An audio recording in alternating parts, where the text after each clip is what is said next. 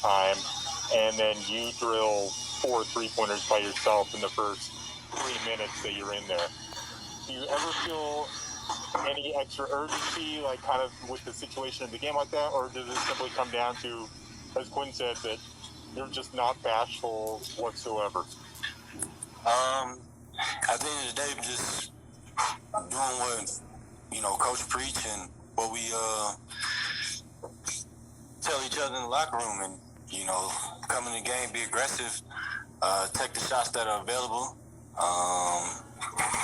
And that's what it is at the end of the day. I'm just coming in, doing what coach is telling me to do and what my teammates trust me to do. And, that's take shots and try to make plays. And I think that never changes. If we're up by 20, if we down by 15, I think my role is kind of, who I am. Matt Cole's AP. Can you describe what it feels like when you're in the zone like you were tonight, Jordan?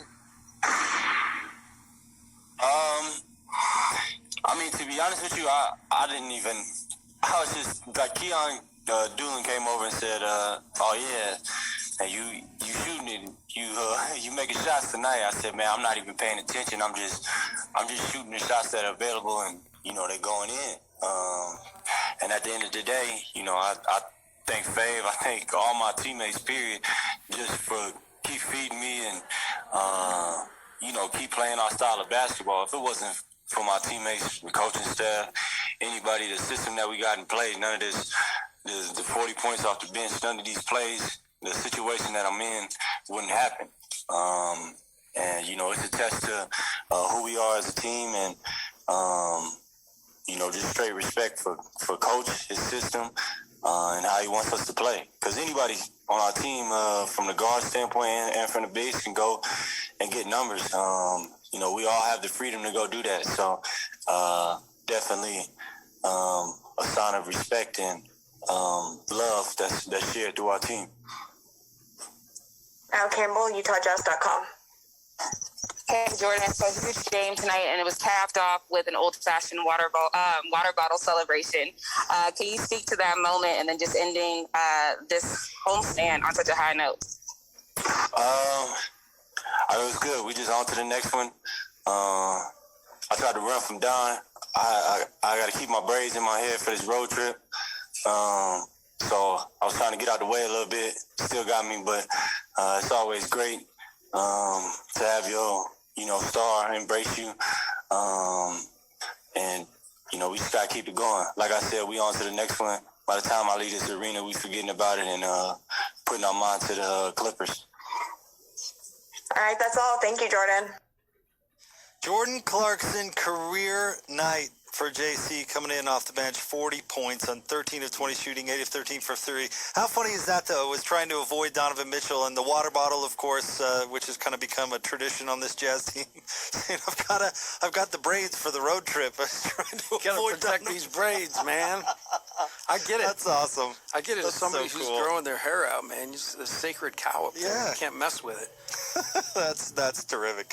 But Clarkson, there's a guy who plays with who knows he has the confidence of his teammates, and I like that part where he was talking about how he didn't really even know. He's not really, he's just going to go out there and do his thing. You think about the basketball purgatory this dude was in.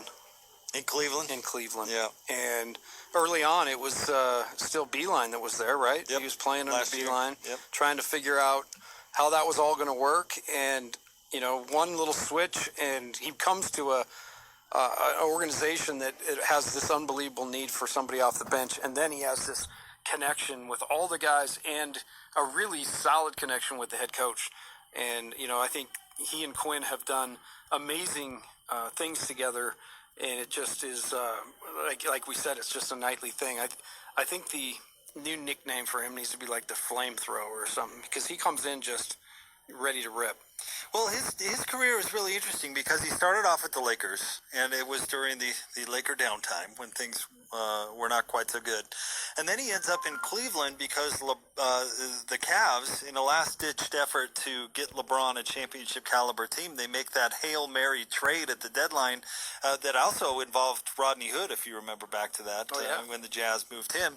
And Clarkson ends up on that Cleveland team and makes that playoff run with LeBron, and then all of a sudden goes, LeBron leaves, and he's just kind of the leftover pieces there in Cleveland as they head into a rebuild, and he just kind of, does his thing and ends up on this Jazz team, and now is on a winner. I mean, he's really only been on that Cleveland team that made that run, is really the only winning squad he's been on throughout his career.